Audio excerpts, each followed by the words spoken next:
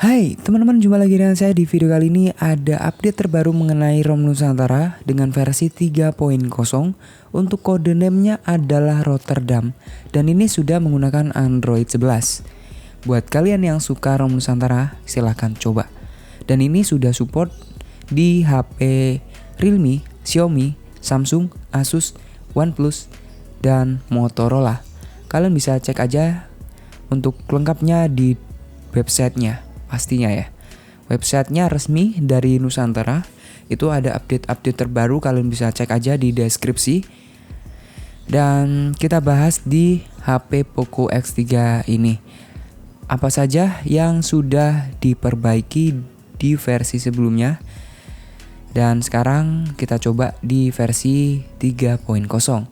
Untuk perbaikannya seperti perbaikan Always On Display atau AUD touch-nya, dan perbaikan Netflix glitch, kemudian perbaikan charging offline, kemudian import vibration pattern, dan masih banyak lagi. Dan ada update thermal from MIUI Q dan CAF. Jadi lebih enak banget kalau kalian yang suka bermain game. Dan ROM ini untuk di Poco X3 NFC itu buatan dari geng 11 atau dari Greto Rossella. Itu timnya. Dan perlu diingat untuk di Poco X3 NFC, base-nya atau vendornya dia menggunakan OSS, atau kalau nggak salah itu namanya open source software. Dan bedakan dengan vendor OSS dengan vendor MIUI, teman-teman, karena kebanyakan orang yang salah dalam menginstal ROM ini. Untuk menginstal ROM ini sudah saya berikan tutorialnya di video sebelumnya, kalian bisa cek aja.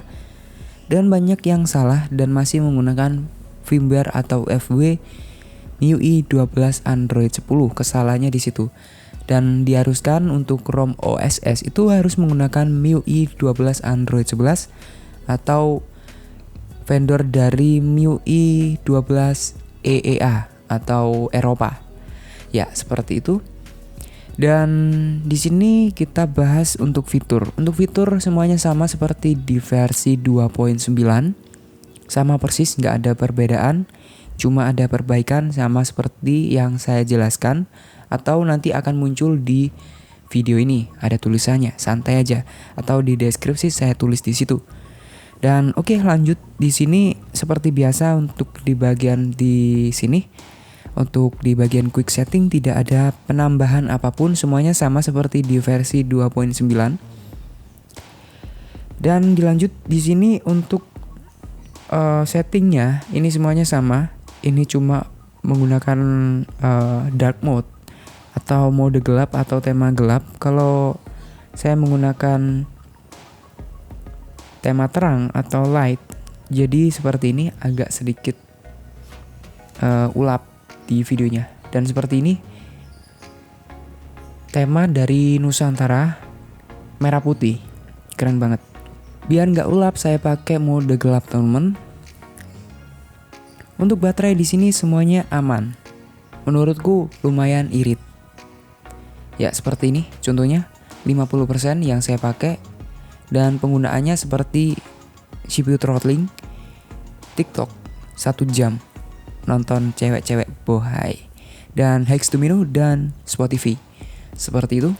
Untuk penyimpanan di sini seperti biasa ringan banget untuk ROM Nusantara OS ini karena base-nya adalah AOSP atau Android Open Source Project. Daripada yang MIUI itu berat banget kalau untuk yang bermain game. Kalau untuk yang harian ya bisa menggunakan MIUI, teman-teman. Itu solusi terbaik ya. Kalau kalian ingin fitur-fitur seperti MIUI ya MIUI aja. Kalau kalian ingin performa yang gahar, performa yang lebih cepat daripada MIUI ya AOSP atau Nusantara atau ROM yang lain, base-nya AOSP atau CAF. Seperti itu. Kita lanjut lagi. Untuk keamanan di sini lengkap ya. Seperti sidik jari dan face unlock sudah tersedia. Untuk gestur di sini kalian bisa menemukan di sistem, kemudian pilih gestur. Kemudian kalian bisa pilih navigasi sistem ini. Di sini ada pilihan navigasi gestur atau full gestur seperti ini, sama seperti di MIUI, tinggal geser. Saya pilih di navigasi 3 tombol saja. Dan seperti itu. Di sini ada thermal profile. Thermal profile di sini seperti kalian bisa menyeting game misalnya ya. Kalau ingin game ya kalian bisa setting di pilihan gaming. Ada pilihannya. Enak banget ini. Misalnya Mobile Legends ya, pilih aja di gaming. Dan kalau untuk yang PUBG Mobile bisa pilih di gaming biar performanya lebih cepat lagi. Oh ya, untuk tentang ponsel di sini kalian bisa menemukan di tentang ponsel, kalian bisa lihat spesifikasi yang ada di Nusantara ini sudah kelihatan. Oke. RAM yang saya pakai RAM 8128 dan kita pilih di Nusantara ini seperti ini versi terbaru.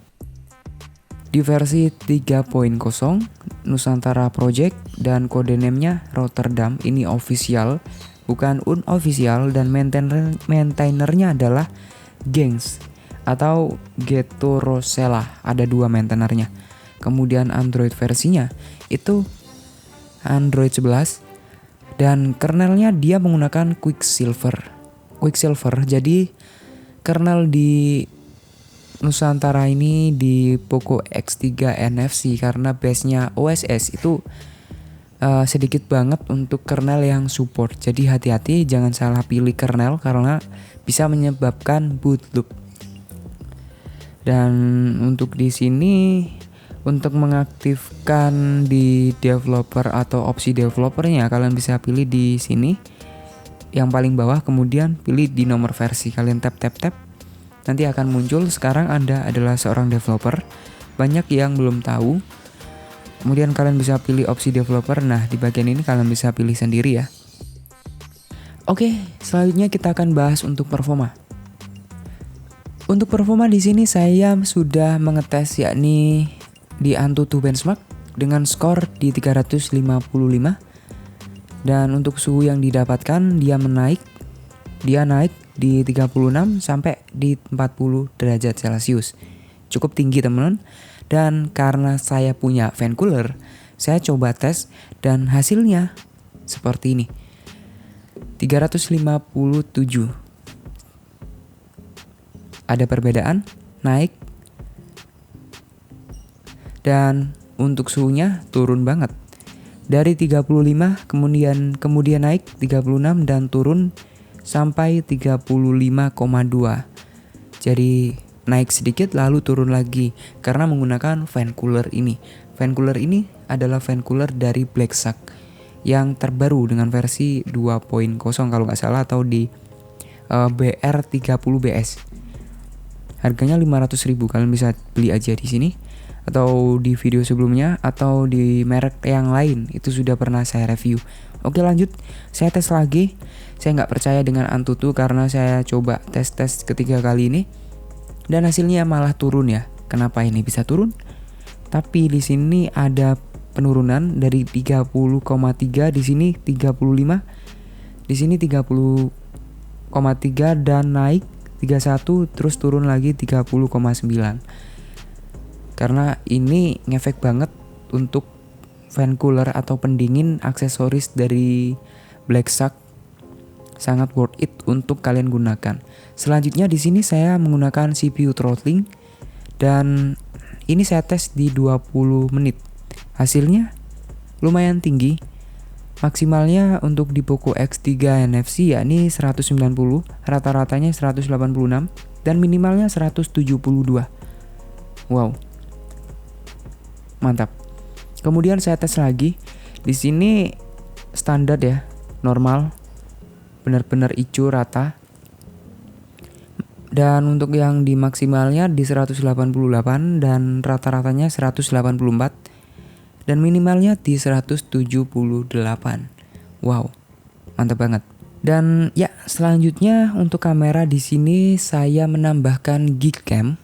Buat kalian yang suka kamera di ROM AOSP atau Nusantara atau ROM yang lain, kalian bisa menggunakan ANE kamera atau Geekcam. Di sini saya sudah pernah buatkan videonya. Kalian bisa cek aja di video sebelumnya atau di sini. Itu ada link, kalian bisa klik aja tutorial cara installnya plus Geekcam-nya plus config-nya.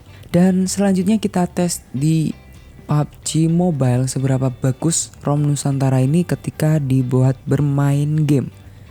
Yups, langsung saja kita mulai. Yuk. Dan seperti ini untuk fitur dan grafik yang sudah di-unlock. Sudah ke-unlock untuk di ROM Nusantara untuk HP Poco X3 NFC. Grafiknya sudah mentok ultra, mantap banget. Kita coba tes di jaringan. Biasanya untuk ROM yang seperti ini itu sinyalnya agak lemah. Kita coba ya. Apakah selemah itu? Atau butuh obat yang bisa menguatkan sinyal?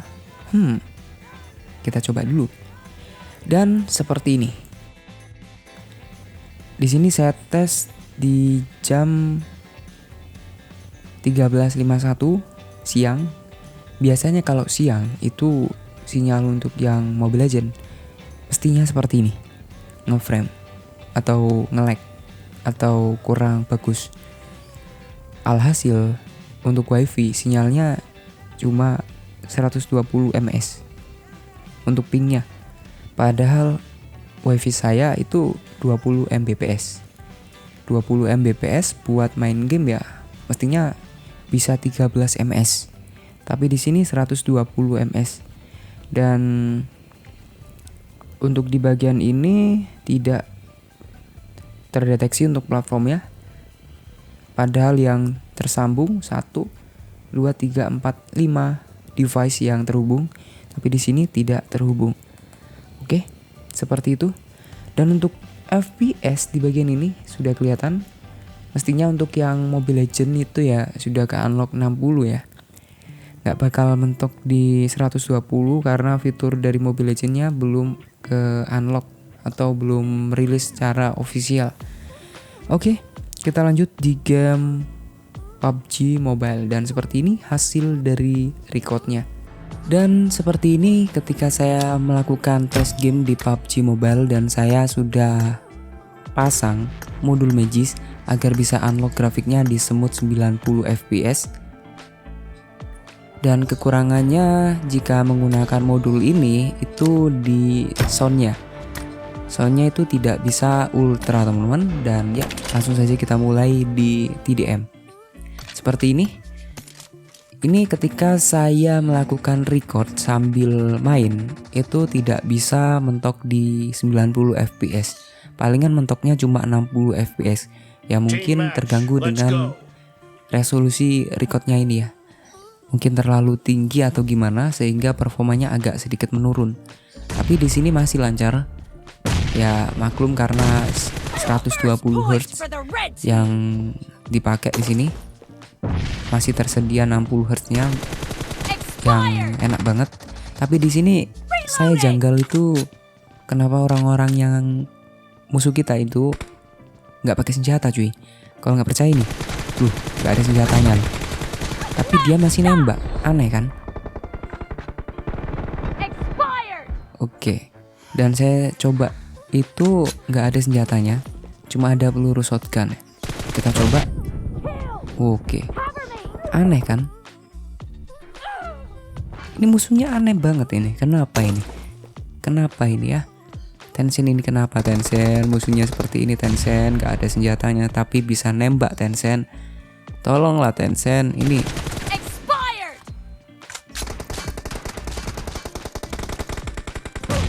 Aduh kena bom cuy. Ini loh. Oke mati. Loh ini loh. Aneh ini nggak ada senjatanya tapi bisa nembak. Aneh kan?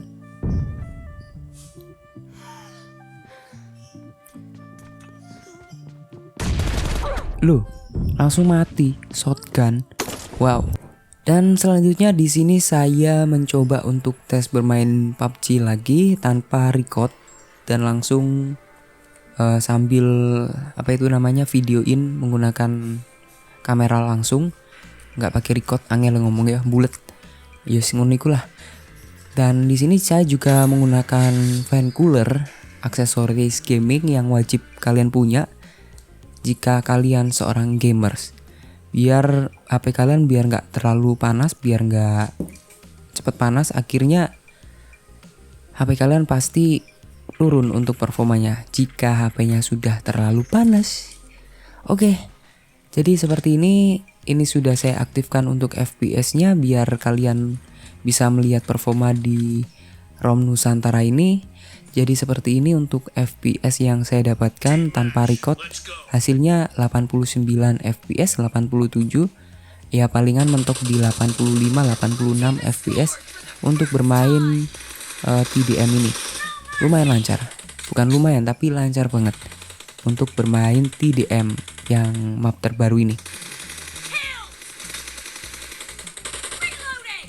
78, 82, 87, 85, 80. Lumayan lancar banget ini.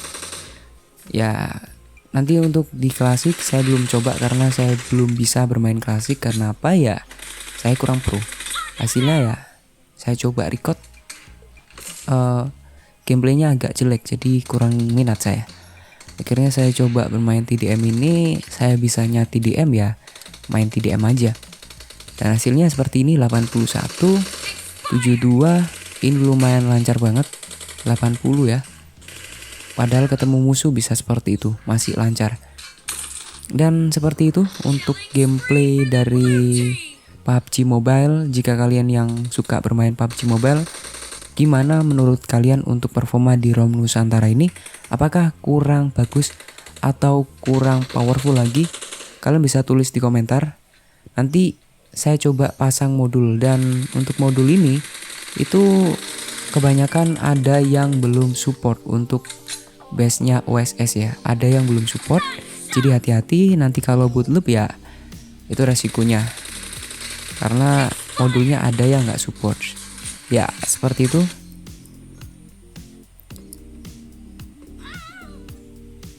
Kita langsung kesimpulannya. Dan seperti itu tadi untuk video review dari ROM Nusantara ini yang terbaru dengan versi 3.0 di HP Poco X3 NFC. Dan menurutku untuk ROM ini lebih enak daripada di versi sebelumnya, tapi tidak seenak di Android 10. Ya karena masih OSS base atau vendornya OSS, tidak lebih baik dari MIUI teman-teman. Ya seperti itu tadi, dan butuh proses perbaikan yang lebih baik lagi agar performanya tidak kalang kabut atau tidak lancar atau kurang lancar lah. Lebih lancaran LTS di Poco X3 NFC ya. LTS itu Nusantara yang versi Android 10. Kalau kalian yang suka gaming, pilih aja yang LTS. Itu saran saya. Sejauh ini untuk yang saya pakai di ROM ini tidak ada masalah apapun. Hanya saja kalau untuk yang main game ya jelas agak sedikit anget, wajar lah. Karena chipsetnya 732G itu panas banget, apalagi di Redmi Note 10 Pro itu panas banget. Kalau yang ini lumayan untuk panasnya, agak lebih dingin daripada yang Poco X3 yang Redmi Note 10 Pro. Itu panas banget. Sumpah, kalau kalian coba di Redmi Note 10 Pro panas banget kalau main game, apalagi Mobile Legends. Grafiknya itu kalian mentokin di grafik ultra, itu panas banget, sumpah panas banget. Untuk yang kamera, saran saya kalian pakai aja Gcam atau ANE kamera biar hasilnya lebih bagus daripada kalian menggunakan kamera yang bawaan Snapdragon. Itu jelek, ngeblur, kurang bagus, fiturnya sedikit. Ya saran saya seperti itu. Dan kalau kalian ingin performanya lebih mantap lagi, kalian bisa menggunakan modul Magis. Dan oh ya, di sini untuk pemeriksaan safety netnya itu sudah bagus, sudah berhasil. Dan untuk caranya ya seperti ini. Kalian tinggal aktifkan Magis hide-nya. Kalau kalian matikan seperti ini ya, lalu kalian tinggal coba ulang, nanti hasilnya seperti ini. Ya, seperti ini. Jadi di bagian ini kalian tinggal nyalakan aja atau sembunyikan magisnya. Banyak yang belum paham ini. Kita coba dan berhasil. Oke, seperti itu tadi untuk video reviewnya. Buat kalian yang suka video ini, jangan lupa juga untuk like-nya ya. Like, masa ya 4000 viewer, like-nya cuma 23, 40. Itu itu nanggung banget. Mendingan satu orang satu like gitu loh ya. Dan gitu saja untuk video kali ini. Sampai jumpa, saya Joko, bye. Nusantara ini menurutku lumayan bagus, tapi tidak sebagus di vendor MIUI. Oke, bye.